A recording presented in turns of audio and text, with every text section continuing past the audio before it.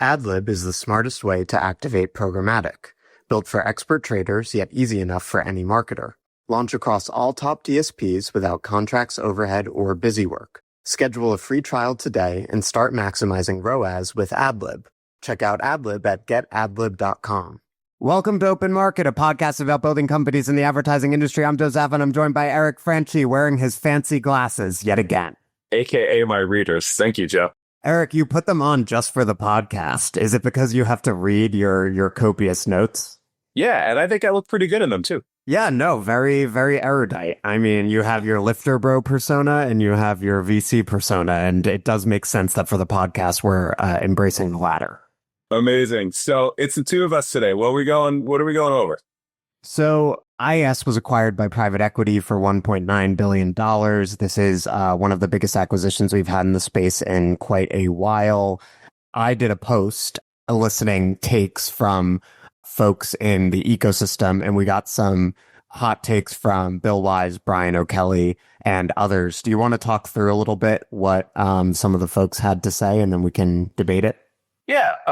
So I think it was a really good post, by the way, in just like sparking conversation. And, you know, what I saw was there was basically like two angles here. So the first was Bill's take in that this is set up to be a like purely interesting exercise in financial engineering, right? So they're acquired for 8x the next 12 months EBITDA. Private equity can typically put up 7x leverage, you know, fund it by debt, like grow the business, take some cost out, yada, yada, yada. And this could be like a, great trade in 5 years, just purely private equity playbook, which I think makes a lot of sense.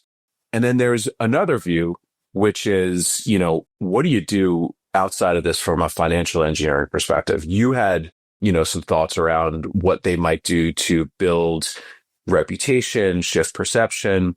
Ryan O'Kelly talked about like what they might do with the assets, either spin out or double down on Publica, which is a video ad server, maybe acquire a custom algorithm company to compete head to head with DV on price. I thought it was just a very interesting conversation here. And it's a rare moment to kind of like say, hey, if you acquired an asset like this, which to your point might not have the top reputation in its space, but they actually have like an amazing list of customers, partners across both the open web and walled gardens, like all of the bones of the house, I think you can do something with. Like, what would you do here? So it was an interesting thing, and maybe we kind of dive into it real time with what we do in the pod. Yeah, I think you need to view the IAS acquisition through the big trends in the space, right? Which to me are CTV, AI, and performance.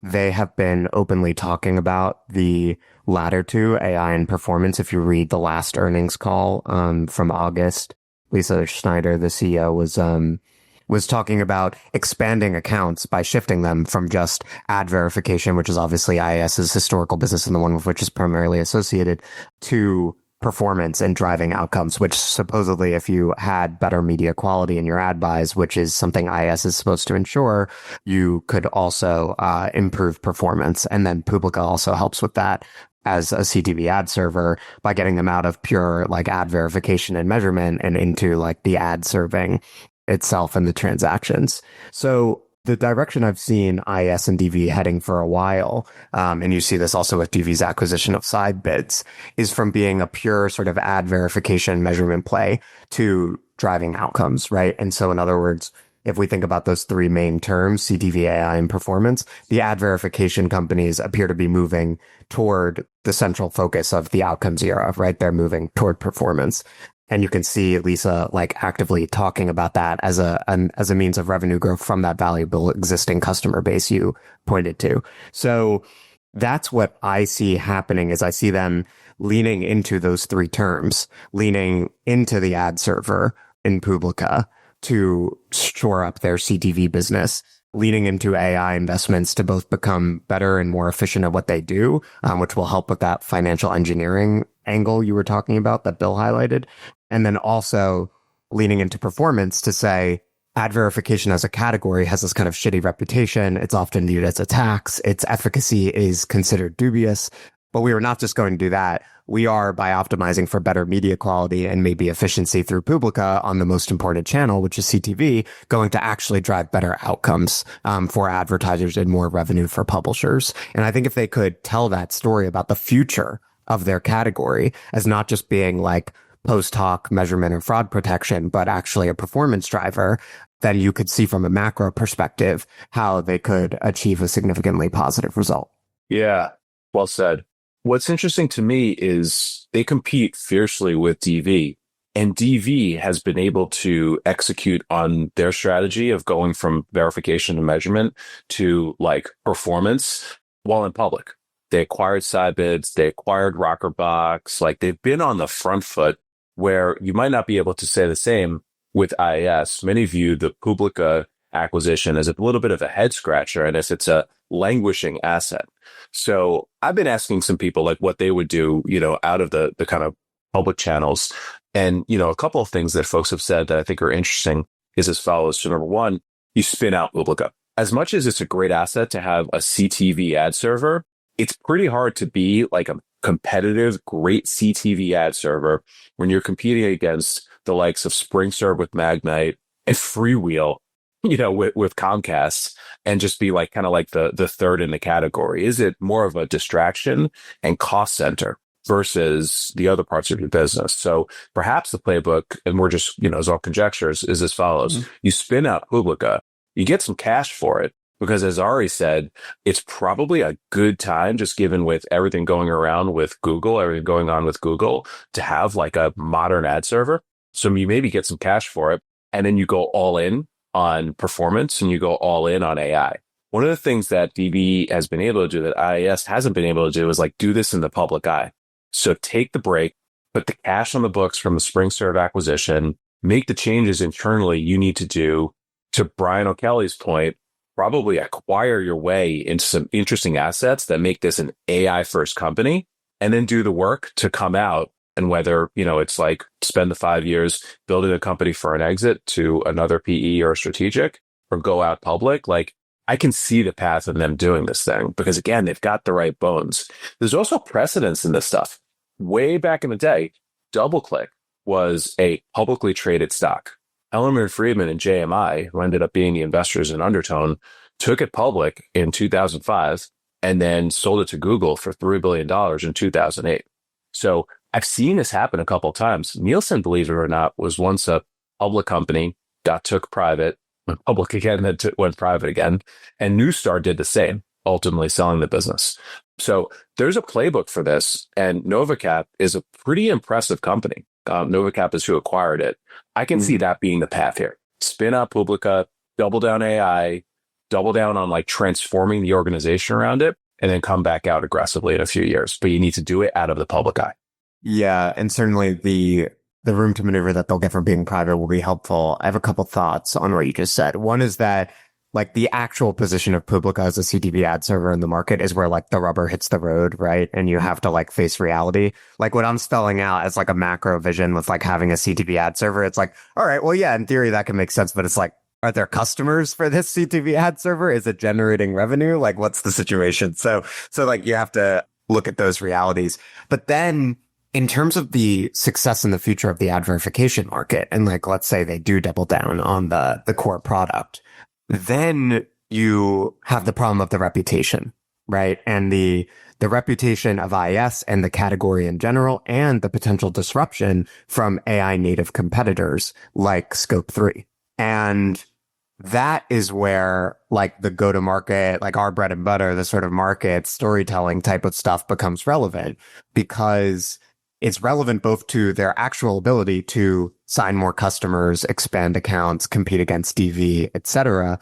It's relevant to their ability to fend off insurgents like a Scope 3 that has a like brand safety products that were built in the AI era.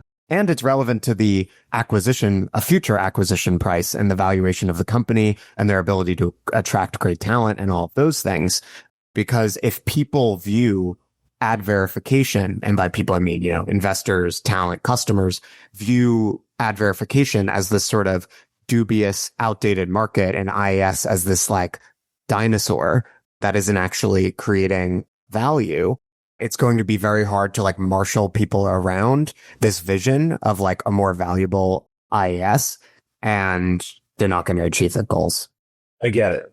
I can see them having a time of cool off, no longer in the public eye, no longer having the scrutiny, making a big acquisition or two, like NovaCap. They acquired Cadent. They then use that as the anchor to acquire AdTheorent. So these are like company builders, not, kind of PE value extractors. Change the name. I don't know. You could do whatever you want, right? Like, I think that this could end up being an interesting story at the end of the day, or not. Nothing's guaranteed, but I'm pretty fascinated with where this thing can go. Yeah, I mean, it's interesting that at the end of Bill Wise's comment on my post, which primarily centered on financial engineering, he says, overall, this is a decent buy, but will take a lot of work as IAS just doesn't have the it factor in market. And so he's essentially talking about reputation, right? Like IAS, they're not known as an innovator. They are known as an extractor of value. They are people like question the fundamental value proposition of what they do. Ad verification is often viewed as a tax. So if I'm NovaCap, one of the things I'm looking to do over the next 3 to 5 years, as you look to create incremental value and flip this thing, is I'm saying we need to be talking about the future of our category. And right now, like Brian O'Kelly is driving the future of the category, not you. He and any other sort of insurgents or AI native startups. Yeah, Moby and this Jonah. Jonah with Moby. Yeah, Jonah, exactly. Like the natural move is to paint you as a fossil. You're not an innovator, whatever. And so they need to have some sort of story, not just to say, as like Lisa does in the earnings calls, like, yeah, we're using AI to increase efficiencies and whatever, which of course, like, every public company CEO is going to say, but you need to have like a sweeping vision of like, here's where we've been as a category and here is how this is going to change everything. And I think the shift from verification to performance and the sort of alignment with the outcomes era is one way to go about painting that more ambitious vision for ad verification. But again, you can't just say outcomes and you can't just say efficiencies. You need to have a sort of story about what was missing and what is now possible, which you saw when Jonah came on the pod, when Brian came on the pod. They have that vision of like how ad tech was broken in the last era of which they were both a part, obviously, and how AI changes things. And so IAS needs that same kind of story. Yeah, I would hope that by spending $2 billion, NovaCap is thinking about all of this stuff and they're going to put the real support behind this effort, but we will see. All right. IAS was good. Let's talk about SMBs. You had a post this week or an email this week. People should subscribe to your newsletter, by the way. How do they subscribe to your newsletter? Yeah. Ad tech growth in 5 minutes. Sign up for it. Ad tech growth beehive. Google it. Summarize your post this week about the SMB opportunity in ad tech. Yeah. I had written about Magnite acquiring Streamer. And my point was like Magnite, the way they're talking about the acquisition, obviously Chief Product Officer Adam Soroka came on the pod, I think could be a bit more ambitious. They're kind of hedging a little bit in that they're saying like, well, we're not going after SMBs directly. We're going to go through our channel partners. We have no ambition to sell to SMBs directly. And I'm like, yeah. But if Magnite in the long term is going to go from like a $3 billion market cap to like 30 billion, you probably would have to sell to SMBs directly, right? Like the only ad tech companies that have those kinds of valuations are The Trade Desk is sitting at 20 billion, right now obviously they've taken a haircut recently, but like as the primary DSP for big brands and holdcos. And then you have AppLovin, which sells to performance advertisers. And then you obviously have the big tech companies. And so if Magnite is really going to achieve this like super ambitious vision and like growth on the level of an order of magnitude, they ultimately will need to expand their audience, which means performance marketers and SMBs. You can't rely on big brands and holdcos. Big brands are getting distracted. They're diverting dollars to other areas and agencies are shrinking long term. And so I am asking the question, what would it look like for Magnite or a similar company, an open internet ad tech company, to actually conquer the SMB market? And I think you need a few things. You need better distribution, which is actually something that a banker in our space, whom I will not name, it was not Terry, pointed out to me after my post on this. He said, you're saying that to do this, Magnite would need owned and operated inventory, which I think you're going to talk about, Eric, like direct reach to consumers, creative automation to make advertising easy for SMBs and performance marketers, which Google and Meta do, and which Magnite is trying to do via Streamer.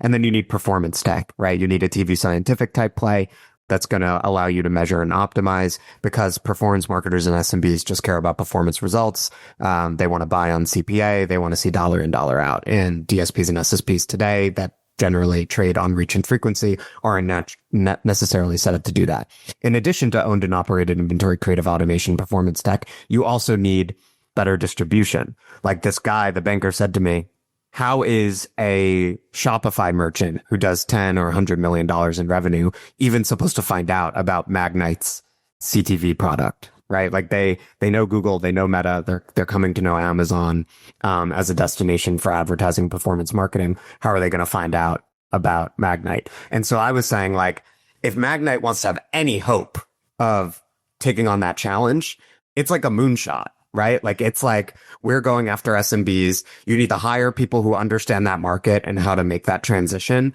Like a traditional B2B marketer probably isn't going to do it. You probably need to partner with influencers. You need to sponsor podcasts. You need to like hire people who are really good at social content, who are going to reach these like e-com brand owners and marketers on TikTok and other platforms. So there's just like a very bold distribution play that is required to achieve that vision, in addition to probably making some acquisitions like a Vibe or a TV Scientific. You had a response to this. Tell the people your response. Let me ask you a question, Joe. How many SMBs are there in the US? I'm not falling for this again. You tell me. There's 36 million small businesses in the US. So like your banker friend said, and you should tell me who this is after the pod, by the way, it's a real distribution challenge for a B2B company. So I think your thoughts were great, but I think that Magnite and others, by the way, there's a demand side opportunity, same opportunity, TTV has that Magnite has, by really like selling the picks and shovels to those who are on the ground.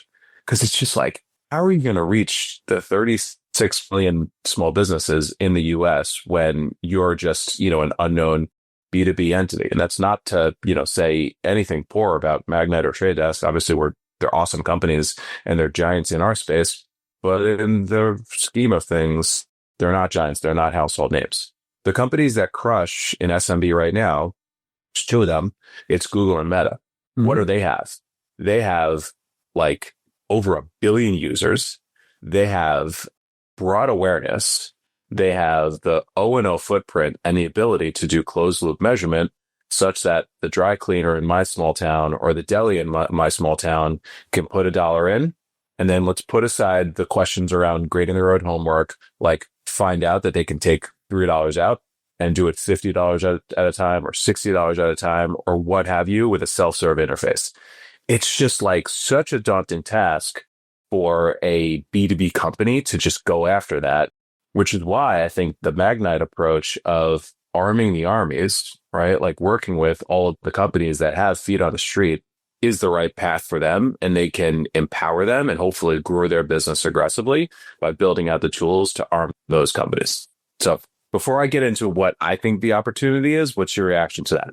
Yeah, I mean, I think the Google and Meta have three things. They have performances and scale, right? They make ads perform and you can buy ads on that basis. Again, dollar in, dollar out. They make it really easy, creative automation, campaign optimization, yada, yada.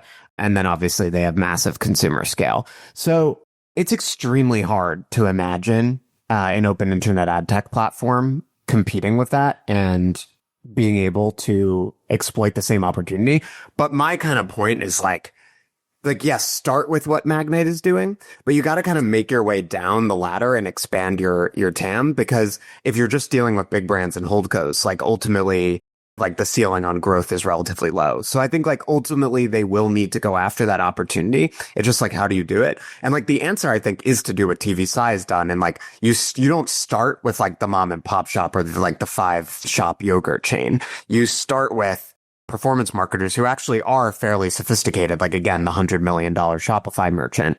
But then you need like inroads there and you need performance tech. And that's where like if Magnite were really like going to make a big bet on this opportunity, they would go beyond like an early stage startup like Streamer, right? They would acquire like a TV Scientific or maybe a Vibe.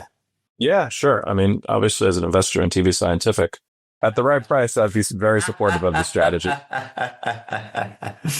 That said, I think that there will be at least one more SMB dominant ad tech company. Full stop.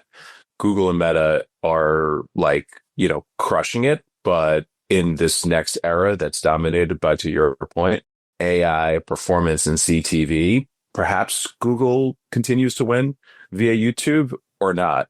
I don't know. So my bet is twofold. Number one, OpenAI. They're going to become a monster advertising business.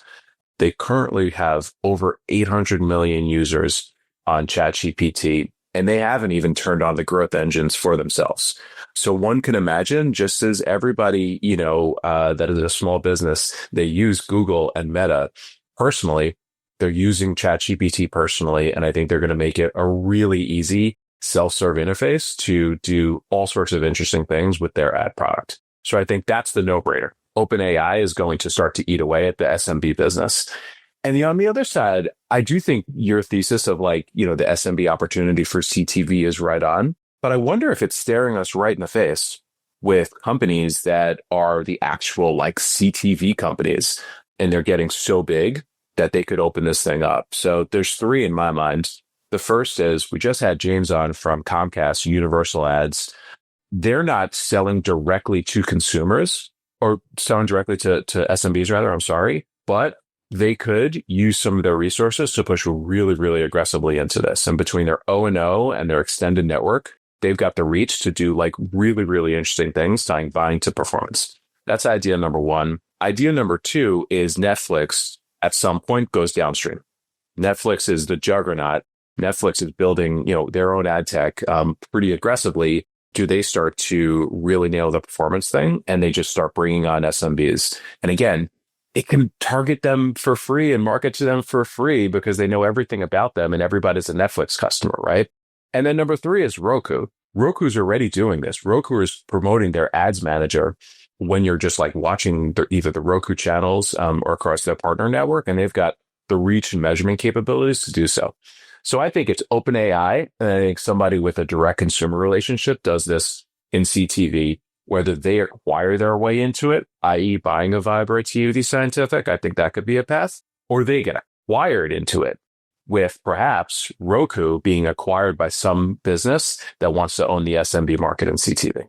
Yeah, I think this is shrewd. I think Amazon is obviously already on the path to doing this, and they obviously have all the merchants, so they have the cleanest path. And I think Netflix would be the next one. They would have to solve the advertising tech problems, which I think they're in the process of doing, but you would bet on them to figure it out ultimately. Universal Ads is interesting. I think with Universal Ads and Roku, obviously Universal Ads is part of Comcast, so they are in a slightly better position. It's kind of both of them, I think, would still have a little bit of a distribution challenge. And then they would also have a performance tech challenge, right? So I know that the TV side folks, for example, would argue that their whole thing is that they've solved the performance measurement and optimization problem. And their contention would be that other players in the what's called the performance TV space might have the access to inventory and the creative tools, but not necessarily that tech. Obviously, James might disagree. And so that remains to be seen. And you have to solve the entire equation. But again, if you look at those different aspects that you need to crack SMBs as an ad platform, there's owned and operated inventory, creative automation, performance tech, and distribution. You can look at each of these players, Amazon, Netflix, Universal Ads, and they have most of those things, right? And I think maybe the most interesting one for ad tech platforms is the owned and operated inventory question, because this is what big tech has, it's what AppLovin has, it's what Netflix has, and this is where I think ad tech platforms really struggle, is ultimately they are just intermediaries. But then it's interesting to your point about Roku, and obviously TTD was rumored to be interested in buying Roku. Honestly, there are a couple ad tech platforms, TTD being one, that have the juice to acquire meaningful owned and operated inventory. And that's where you wonder, does that happen, or should that have happened when TTD had 2 to 3x the market cap of Roku, which it no longer has? It's always fun to look back from the cheap seats. We'll never know, or maybe we'll find out one day. Things can change. Stay in the game, Yeah, Jeff. absolutely. And I know he will. All right. Here's a little vibe shift or vibe validation that just I've been like detecting over the course of the past few weeks. Like we started out the year like being super enthusiastic on this pod and just like everywhere about AI. And the way we were talking about it was a little bit of a, kind of like, this is the next wave. This is a future facing thing.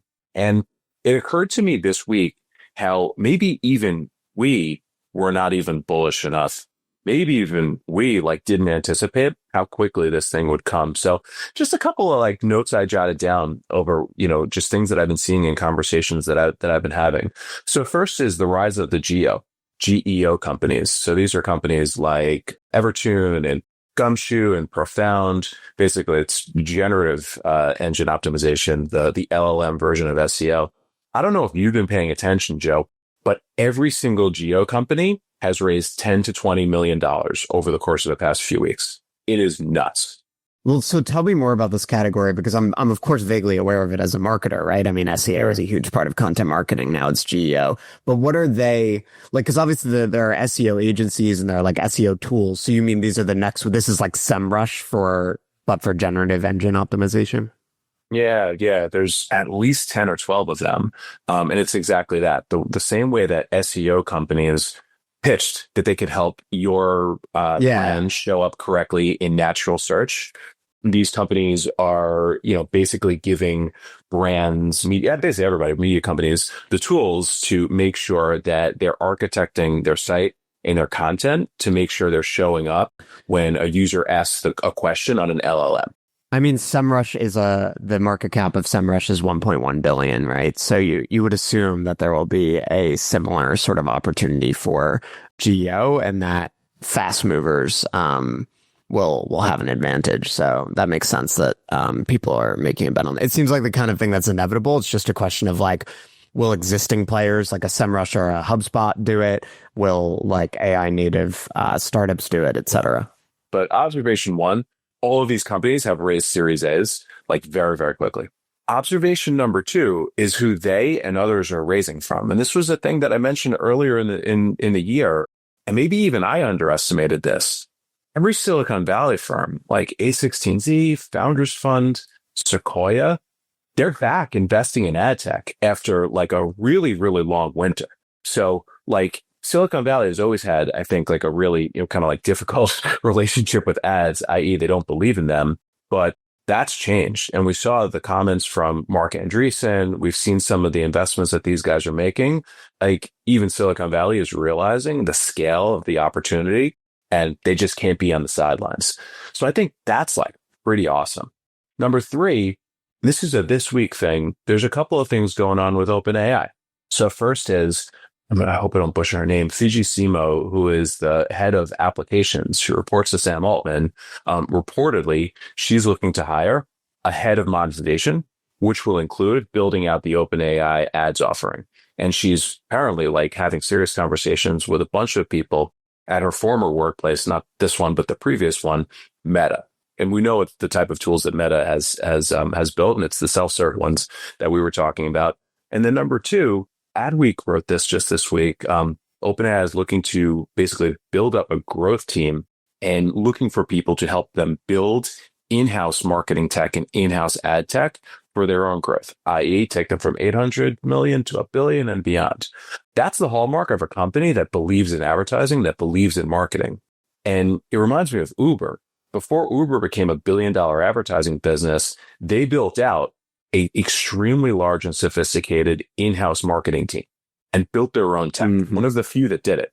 So I think this is like really, really interesting. And then number three, again, I didn't necessarily anticipate this earlier this year, but two of our portfolio companies, Scope 3 and Rembrandt, they're acquiring businesses. Like they're on the front foot and aggressively like trying to like build out the market way faster than they can do so organically through smart acquisition. So it's just like, I think worthy of a pause at this moment of just how fast this space is moving. And again, I think perhaps maybe we weren't bullish enough. And to any skeptics, like it's going to be really painful being on the sidelines on this one. Yeah, I saw a great tweet where someone showed the growth of the Nasdaq, I think around the time of the dot-com bubble and now, and they were showing that it's like similar, right? And then it crashed, and someone like quote tweeted it, and they were like, "You're showing the similarity as if it's bad." Right? As if like AI is a bubble and then like nothing's going to come out of it. But what came out of the dot-com bubble? Like the internet was the future of everything. Like there was some bullshit and there was like a necessary like thinning of the herd that had to occur. And in the early days, it is hard to tell what's real and what's not. And obviously some misallocations of capital will occur and whatever. But in the long run, and not even really in the long run, like within 5 years of, the dot-com bubble, it was clear that the core enthusiasm was completely correct, right? And that the internet ultimately became the infrastructure for all of business. And so like AI will follow a similar trajectory where like, yeah, there might be some bubble components of it and some misplaced bets. That's inevitable. But in the aggregate, again, ChatGPT already has 800 million users.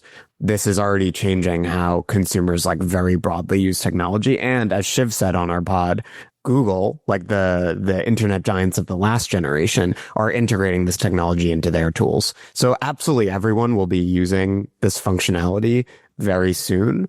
And of course, when you have that level of adoption and user attention, there's going to be a massive advertising opportunity. The only thing I'll add to that is like Fiji Simo leaving Instacart, where she was the CEO, to become obviously a very high level employee, but not the CEO of OpenAI as a private company, is itself an extremely bullish signal that at least she and they believe that this will be an absolutely massive business, because you don't leave the Vanderhooks have made this point to me multiple times about this move. Like, you don't leave being CEO of a public company to go be not the number one at a private company, even one like OpenAI, unless you believe like you're going to be presiding over like an absolutely generational advertising business. Yeah, absolutely. I've seen some of those tweets about, or X's about the comparisons, and there was one that hit my timeline. You probably saw it. I can't really quote it verbatim, but one of the differences between the dot-com era and today is just like revenue and trading multiples for the public companies. Back then, the PE multiples were ridiculous. If a company even had revenue, there were some companies that went public with no revenue, and they were being valued on what used to be called eyeballs. Today, we would call like MAUs or DAUs, right? So I think the comparison starts to become a little bit difficult when you look at the scale of revenue that some of these companies have. OpenAI, with zero advertising business, is a $12 billion revenue run rate company right now. Imagine if they start to monetize the ads. This is going to be a really big business. So I think that's where the comparisons kind of get a little bit difficult to make on a one-to-one. But hey, either way, like, I think this thing is moving faster than we thought, which is an extremely, I think, bullish signal for AI first ad tech. And, just goes to underscore what we've been talking about, which is like, how could you not be doing this right now? I think that's a good note of optimism to end on. Thank you, Eric, and we will see you all next week. Bye-bye, everybody.